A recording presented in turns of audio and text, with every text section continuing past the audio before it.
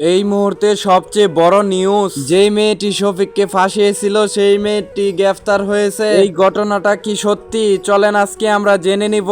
শফিক মামলায় অবশেষে আসল ঘটনা বের হয়ে আসলো। কি সেই ঘটনা আজকে আমরা সকলেই জানবো। তবে ভিডিওটি শুরু করার আগে আপনি যদি আমার চ্যানেলের নতুন দর্শক হয়ে থাকেন তাহলে চ্যানেলটি সাবস্ক্রাইব করার অনুরোধ রইল।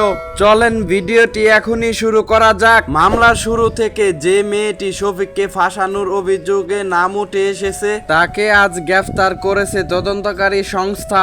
আর এটাও জানা গেছে মেয়েটির মোবাইল ফোন থেকে বেশ কিছু সন্দেহজনক মেসেজ এবং ভয়েস প্রমাণ মিলে, যা প্রমাণ করে ঘটনাটি ছিল পূর্ব পরিকল্পিত।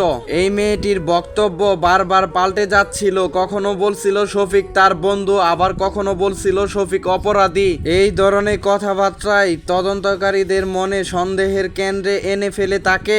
মেয়েটি গ্রেফতার হওয়ার পর সে স্বীকার করেছে কিছু প্রভাবশালী লোকজনের চাপে পড়ে সে মিথ্যা অভিযোগ করতে বাধ্য হয়েছিল।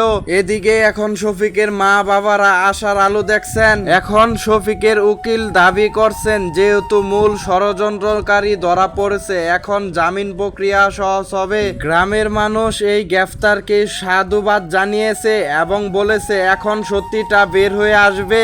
এখন কি আপনাদের মনে হয় শফিক কি ছাড়া পাবে? অবশ্যই আপনাদের মতামত কমেন্টে লিখে দিন। সকলেই ভালো থাকবেন, সুস্থ থাকবেন। আল্লাহ হাফেজ।